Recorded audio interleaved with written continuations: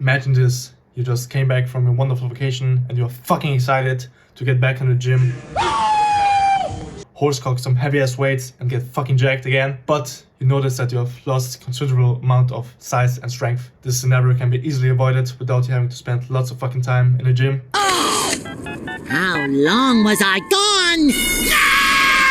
No! With just minimal amounts of effort. In that condition, I trained literally for 30 minutes 4 times a week. In this video, I'll be talking about the 3 scenarios which are most applicable for 99% of you, so you can get the best solution for your specific situation. Scenario 1, the 1 week vacation. What if I told you that taking 1 complete week off will make you even more jacked and stacked in the long run? Each week you're accumulating fatigue. Even though you have rest days in your program, you cannot actually completely recover your whole system and your muscles from the weeks of overloading and intense training. If you are trained like a fucking maniac and getting strong as fuck on your lifts, just a few rest days a week are not enough to completely get rid of all of that accumulated fatigue. So this is where the deload comes in.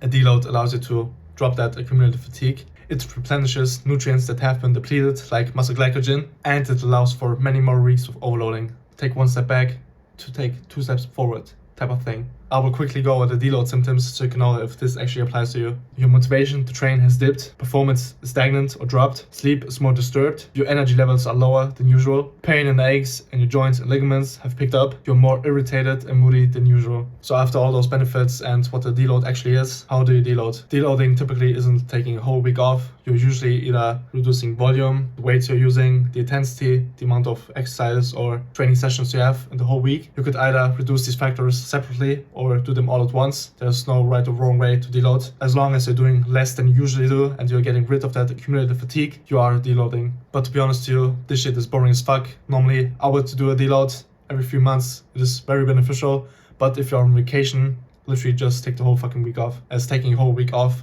gives you literally the same benefits as a deload would. You may lose some technique adaptations from more complicated or demanding compounds, but no one fucking cares. Just enjoy your vacation. Now, when you are on a deload or taking a whole week off, you still want to keep your nutrition in check. You want to eat at maintenance calories. You don't want to especially bulk or cut in this 1 week period, as you could lose muscle if you're cutting and gain more fat than actual muscle if you're bulking. But you're most likely not taking a scale with you on vacation, which would be fucking weird if you're not a professional bodybuilder. So just eat reasonable, don't take the most fattiest or sugary foods out there, as you're most likely always eating out when you're on vacation. Just be sensible when you order your shit. Now, the second scenario, what should you do if you have a vacation which is longer than 2 weeks? So if you didn't skip the first part of the video, you can just apply the knowledge that I gave you there and do a deload for the first week. But after that week, you can go back to training and use the minimum effective dose protocol. The minimum effective dose protocol is best for people who want to spend the least amount of time in the gym for a period of time, but still get the most effective work done they can with the time available.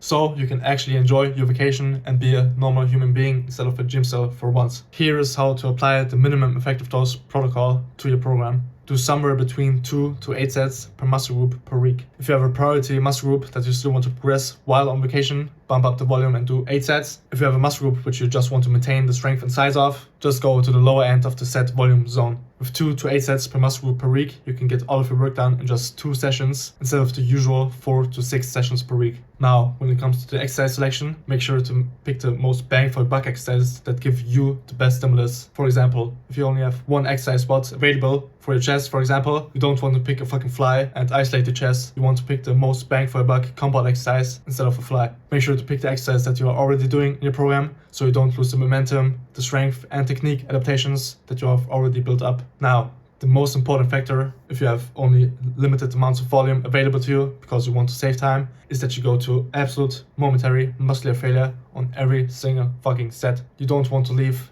any reps in reserve if you just have 1 to 2 sets per exercise. You want to go as close to failure with the best technique possible so you can get the most effective reps done. I won't go too deep into the topic as I've already done another video, but effective reps are the last 5 reps of a given set, which give you the most stimulus for your muscle growth. But if you want to go even further beyond, you can add intensity techniques to your regimen so you can get even more effective reps done in less time. You can do lengthen partials after already hitting failure. You can do myo reps or rest pause. You can do drop sets, or if you have a partner available, you can do forced reps. You're essentially just emulating Mansur's HIIT principle and getting the most stimulus possible with the least amount of time spent in the gym. So the minimum effective dose protocol is not perfect for optimizing your hypertrophy gains, but those 2 to 4 weeks of not optimal programming won't make or break your physique in the long run. It is better to do something and get 60 to 80% of your potential gains than doing absolutely nothing. Now I will give you the sample program that I promised you at the beginning of the video. So in this program, you'll be doing one upper session and one lower session. Potentially, if you want to spend more time in the gym, as every single session is rather brief, you can do 2 upper sessions and 1 lower session. The lower body is much easier to maintain or even progress on 1 session per week as the nature of it. Lower sessions are very minimalistic as you essentially just have 2 major muscle groups, the quads and the hamstrings. Of course, there are also the glutes and adductors, but they also get hit with the heavy compounds.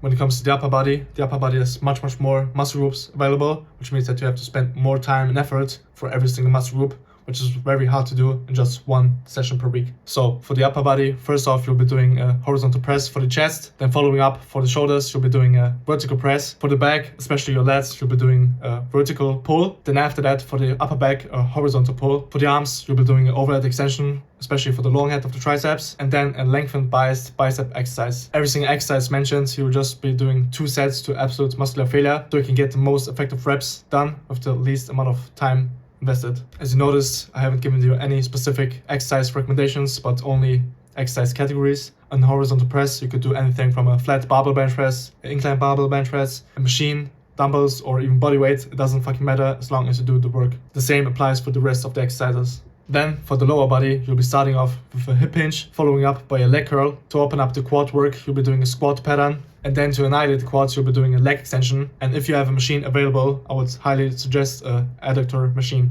Again, for the hip hinge and squat pattern, you can choose anything you like, whether it's a machine or a free weight. Then for the leg curl and leg extension, you're mostly limited. If you have a lying leg curl, do a lying leg curl. If you have a seated one, do that. For the leg extension, if you don't have one, just do a sissy squat, which is the same motion. The adductor machine is a bonus. If you don't have one, don't do it. If you have one, do it. Now, after all that yapping, let's come to the third and last scenario. What the fuck should you do if you have no gym available? So if you have been living under a fucking rock, there's a whole fucking sport dedicated to this, calisthenics. Don't be a gym bro who can just do lat pull-downs and bench presses. Learn your pull-ups and your dips. Now, if you don't have a gym available and you can just do calisthenics, apply the same mindset of the minimum effective dose protocol. Try and find a calisthenics park near you. Do a few sets of pull-ups, dips, push-ups, inverted rows, lunges, pistol squats, bodyweight squats, whatever the fuck. Sprinkle a few exercises and sets throughout the week and you will be covered. If people can get fucking jacked with only their body weight, you can too. And if you don't have a fucking calisthenics park available to you, just do table rows and push-ups and don't make up any scenarios anymore. If you give it to your all and train hard as fuck, whatever the situation, you will not lose any muscle, I promise you.